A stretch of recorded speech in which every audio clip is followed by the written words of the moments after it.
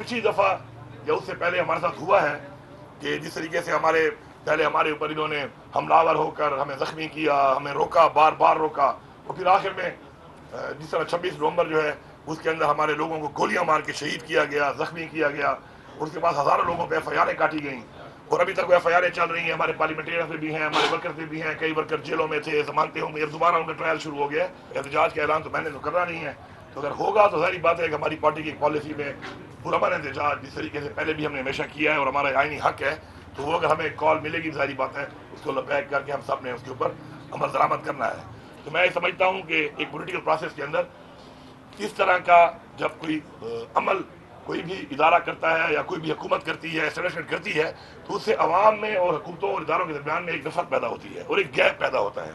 इस गैप को ख़त्म करना ज़रूरी है, क्योंकि सियासत जो है वो एक ऐसा अमल है कि उसमें किसी ने जीता है और किसी ने हारना है। अब वो चाहे वो हार कोई फॉर्म 47 से भी करा दे या वैसे करा दे, लेकिन जो जीत गया और हार गया तो आखिर में असम्बली एक बन जाती है और वो असम्बली जो है आइन के मुताबिक काम करती है। तो आगे बढ़ना चाहिए और आगे बढ़कर अगर किसी भी तरीके आपको किसी मनसब पे बिठा दिया गया है तो आपका फर्ज बनता है कि आप आइन के अंदर रहते हुए अपने उन लोगों को अपने फंडामेंटल राइट्स दें। फंडामेंटल राइट्स देना आपकी जिम्मेदारी है, लेकिन इस वक्त मुल्क में न तो रूल ऑफ लॉ है, न फंडामेंटल राइट्स हैं, न कोई यहाँ पे आइन नज़र आ रहा है। और उसके बाद जो अदालतों का एक किरदार है जो वाहिद जरिया है इंसाफ लेने का, 26वीं तरमीम करके उसका भी इन्होंने कबाड़ा निकाल दिया, उनको भी इन्होंने हथकड़ियाँ लगा दी हैं। तो मैं ये समझता हूँ कि ये सारा जो अमल चल रहा है इससे सिर्फ और सिर्फ मुल्क का नुकसान हो रहा है। इसके अलावा इदारों, एस्टेब्लिशमेंट, हुकूमतों को और अवाम के दरमियान में एक नफरत पैदा हो रही है, एक गैप पैदा हो रहा है, एक खिलाफ पैदा हो रहा है, और जाहिर बात है ऐसी चीज़ें होती हैं तो उससे ओवरऑल जो है एक मुल्क को और एक कौम को नुकसान होता है, जो कि हमें से किसी को भी काबिल बर्दाश्त न है और न होना चाहिए। वन बाय वन करने खड़ा हूँ। आपके दौरे हुकूमत में भी हमने देखा आपने काफी कोशिश की, लेकिन उस तरह से हमने नहीं देखा कि अमन कायम हुआ हो, ये वाकयात बढ़ते जा रहे हैं। तो बेजर्स कहाँ पर हैं और मौजूदा हुकूमत की क्या तजावीज़ है कि क्या इक़दाम उठाए जाए अमन व अमान के क़याम के लिए? और सर इसके साथ ज़िमनी सवाल ही है, जब नेशनल एक्शन प्लान बना हुआ है तो गुज़िश्ता रोज़ TOR बनाने के लिए इजलास की क्या नौबत आनी पड़ी? नेशनल एक्शन प्लान पर अमल दरामद ही क्यों नहीं हो रहा, क्यों नहीं TOR बन रहे हैं? पहली बात तो ये है कि देखिए जो है अमन व अमान के हवाले से जो पाकिस्तान के हालात और साथ साथ फिर बिलखसूस सूबा खैबर पख्तूनख्वा के जो हालात हैं वो बड़े डिफरेंट हैं, क्योंकि हमारे जो एक बॉर्डर है, एक 2200 स्क्वायर किलोमीटर का हमारा एक बॉर्डर है जो एक ऐसे मुल्क के साथ है कि जहाँ पे कई दहाइयों से जंग हो रही है इस वक्त, और जाहिर बात है उसके असरात हमारे ऊपर आ रहे हैं। तो ये जो चैलेंज है इसको निपटने के लिए सबको मिल के बैठ के, और मैंने हमेशा से कहा है और हमारे लीडर इमरान खान साहब ने भी यही कहा है कि अवाम को एतबार में लेकर, अवाम को बिठा के, अवाम की मुशावरत के साथ पॉलिटिकल पार्टियों की, पॉलिटिकल लोगों की, और ख़ास तौर पे सबसे बड़े स्टेक होल्डर है वहाँ के रहने वाले लोग हैं, वो अक़वाम है जो वहाँ पे रह रही है, तो उनके साथ बैठ के ही एक तरीकाकार के साथ अगर इसके ऊपर काम किया जाए सच्ची नीयत के साथ,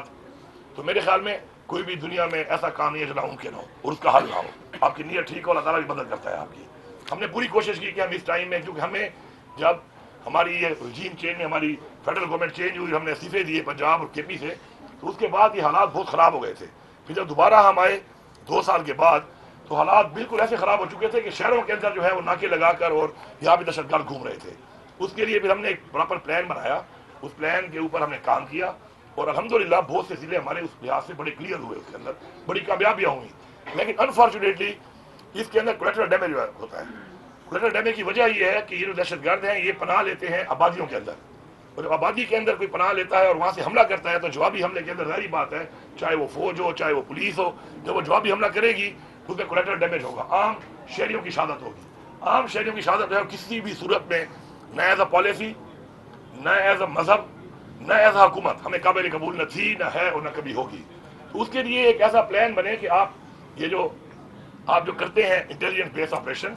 वो आप करें ग्राउंड के ऊपर, जिस तरह पुलिस करती है। अब आप देखें पुलिस ने भी माशाल्लाह हमने CDD को बड़ा इंप्रूव किया, और आपने देखा होगा कि पुलिस ने बहुत बड़ी बड़ी कार्रवाइयाँ की हैं, बहुत ज़िलों में उन्होंने पुलिस ने कार्रवाइयाँ करके दहशतगर्दों का खात्मा भी किया है और दहशतगर्दों को निकाला भी है वहाँ से, लेकिन एक भी कोलेटरल डैमेज नहीं हुआ उसमें, क्योंकि वो ज़मीनी लड़ाई करके अपना ऑपरेशन करते हैं इंटेलिजेंस बेस उस जगह पे जहाँ पे ऐसे कोई एलिमेंट मौजूद हों। लेकिन जब आप गोले मारेंगे, जब आप मार्टर मारेंगे, जब आप ड्रोन मारेंगे, तो ज़ाहिर बात है उस धमाके के अंदर फिर उन दहशतगर्दों के साथ साथ आम शहरी भी जो है वो शहीद होंगे, जो बिल्कुल काबिल कबूल नहीं है। तो इसके लिए एक प्लान बनाकर, एक प्लान के साथ चलकर और उन एरियाज के अंदर बिल्कुल दहशतगर्दी का खात्मा हर कोई चाहता है। कौन चाहता है कि दहशतगर्दी हो, मुल्क के अंदर अमन ना हो? अमन हमारी औरीन तरजीह है, लेकिन उस अमन को बहाल भी नहीं कर पा रहे। और उस अमन को बहाल करने में because of the wrong policies हम अपने सिविलियन से नुकसान कर रहे हैं। और उससे हो क्या रहा है कि उससे वो जो सिविलियन वहाँ पे जो लोग रह रहे हैं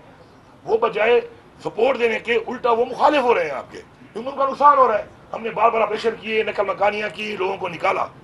और कई कई साल तक दोबारा नहीं भेजा। उससे नुकसान क्या हुआ? उससे नुकसान ये हुआ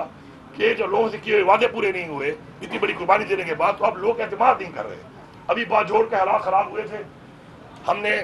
जिरगे के जरिए बिठाकर एक जिरगा वहाँ बैठा और जिरगे ने कहा कि जी इस एरिया के अंदर ठीक है हम नीचे आते हैं, आप लोग हमें क्लियर कर दें। बात हुई थी 20 से 25 दिन की, उसमें लग गए 65 दिन, लेकिन अपने उसी टाइम में हमने उन सब लोगों को दोबारा बहाल कर दिया था और एक भी कोई डैमेज नहीं हुआ उसके बाद, और वो एरिया क्लियर भी हो गया था। उसके बाद फिर अब दोबारा चीज उठने लगी है और एरिया में चले गए हैं। अब फिर मैंने सुना है कि कल से फिर नकल मकानी शुरू है वहाँ पर लोगों की, लेकिन जिरगे के बगैर शुरू है। पिछली दफा जिरगे के साथ हमने की थी, जिरगे ने फैसला किया था, हुकूमत ने फैसला नहीं किया था। जिरगे ने फैसला किया था, लोगों ने फैसला किया था कि ठीक है हम इतने दिनों के लिए नीचे आ जाते हैं। हमने उनको सहूलियात दी और वो नीचे आते हैं और उन्होंने वेलकम किया कि आप यहाँ एरिया क्लियर कर दें। लेकिन अब तो रस्सी निकालने वाला जो काम है, जब रस्सी उनको निकाल रहे हैं वहाँ से, फिर उनके लिए वो अरेंजमेंट भी नहीं करते आप, फिर वो करनी चाहिए उनके लिए। तो मेरे ख्याल में इस तरीके से डंडे के जोर पर जो आप करेंगे तो अवाम का ताउन भी साथ नहीं होगा और अवाम के अंदर फिर खर्चात भी बढ़ेंगे, अवाम के तफुज़ात भी बढ़ेंगे और इस तरीके से कामयाबी भी जो पहले से रवाज हम कर चुके नहीं मिली तो आगे भी नहीं मिलेगी। और बाकी जो आप कह रहे हैं कि national action plan in place है, हमने अपने पिछले इस पूरे 2 साल के अंदर नेशनल एक्शन प्लान भी बनाया है। वो बनाकर हमने उसकी प्रेजेंटेशन भी दी है उनको कि ये तरीकाकार है, हमारे हालात को देखकर, हमारी बॉर्डर को देखकर, हमारे एरियाज को देखते हुए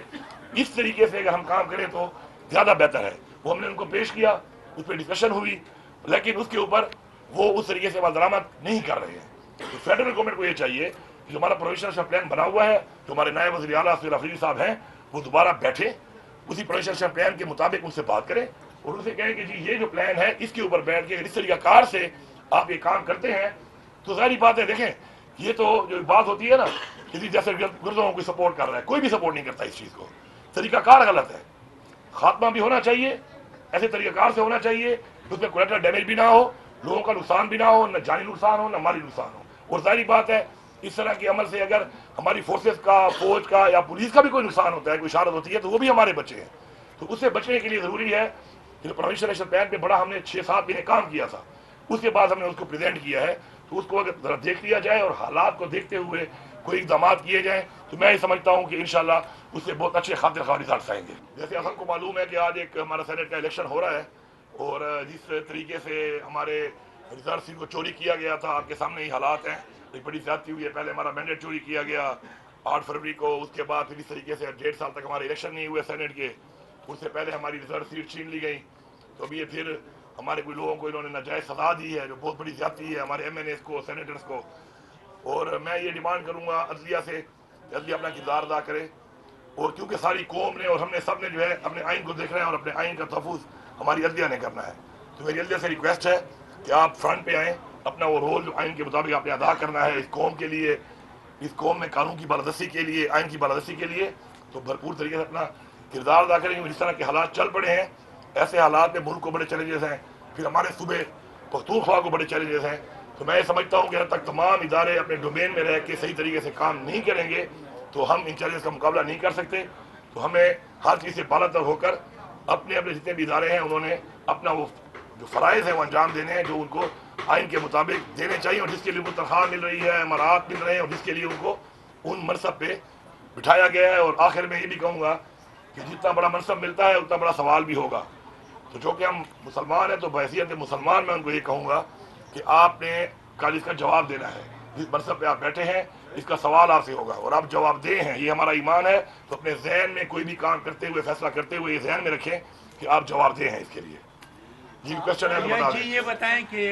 बानी चेयरमैन से कोई मुलाकात का प्रोग्राम है या नहीं? बानी चेयरमैन से मुझे मुलाकात वैसे भी नहीं छोड़ते थे कितने महीने, तो अभी तो फिलहाल हमारे CM साहब जो हैं सैयद अफरीदी साहब, ان کی ملاقات ہو جائے بڑی بات ہے، کیونکہ ان کا ملنا ضروری ہے، کیونکہ انہوں نے ان سے مشاورت کرنی ہے، اور ظاہری بات ہے ہمارے پارٹی کے جو ہمارے قائد ہیں، ہمارے چیئرمین ہیں، لیڈر ہیں عمران خان صاحب، ان کی حکومت ہے، ان کا عوام کا ان کو مینڈیٹ دیا ہے، تو انہوں نے اپنی ایک لائن جو ہے، ایک پالیسی، ایک ویژن کے مطابق اس حالات کو دیکھ کے اپنے چیف منسٹر کو ظاہری باتیں بریف کرنا ہوگا. تو اس کے لیے میرے خیال میں سہیل آفریدی صاحب کی جو ہے